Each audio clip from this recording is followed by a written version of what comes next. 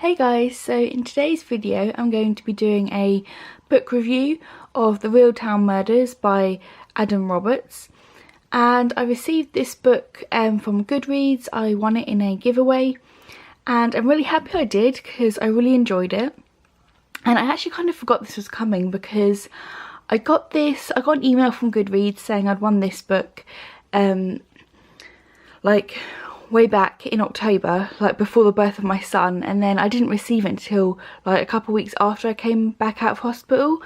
So yeah, I'd actually kind of forgotten about it, and when I got it I was super happy and I read it right away.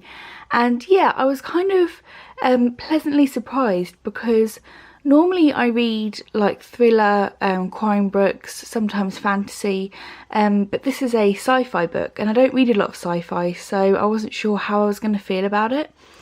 But yeah, I actually did really enjoy it. It's kind of made me want to read more by this author, maybe more in this kind of genre.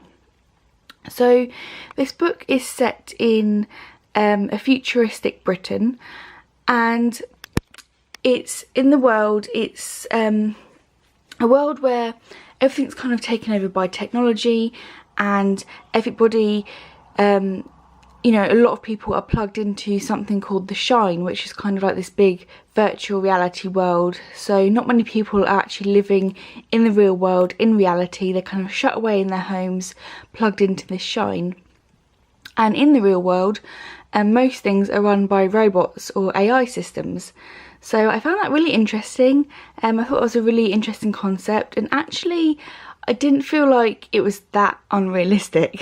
Like, you know, we're already getting virtual reality headsets and stuff now, so, you know, it didn't feel like it was totally out there kind of concept. But the main story, it follows this detective, and well, she's a private investigator, and she gets assigned to this case, this mysterious death about this man who turns up dead in the trunk of a car in a car factory, and nobody knows how he got there, how he got inside the trunk, because everything's monitored, you know, by robots, and it's all CCTV and all this and that. So she kind of goes to investigate this murder, and then she gets put off by the police, and they come to her and they say they don't want her on this case, and she's intrigued but not all that fussed, because she's got this whole issue in her own home life where she has a partner who she lives with, and every 4 hours she has to go back to her house to attend to her partner, because her partner has this life-threatening disease where if she doesn't get medical assistance every 4 hours, she will die. And the only person that can treat her is this main character, her partner, the detective. So yeah, it kind of makes this whole story like a race against time, because she gets caught up in this case against her will, really.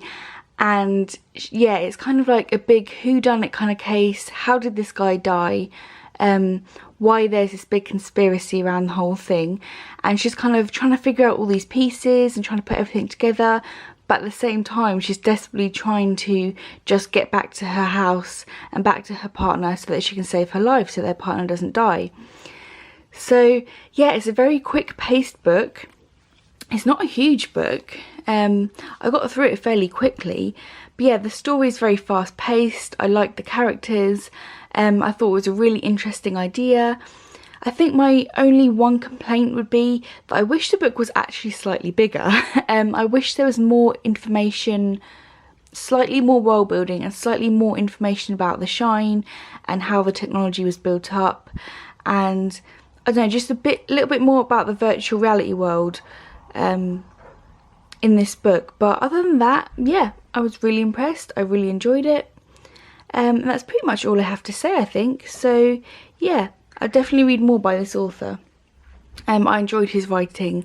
I just thought it was a really interesting concept, and he has written quite a few other books. I think it's in the back. So yeah, it's not a new author, but yeah, I'd be interested to read more by him. I was pleasantly surprised.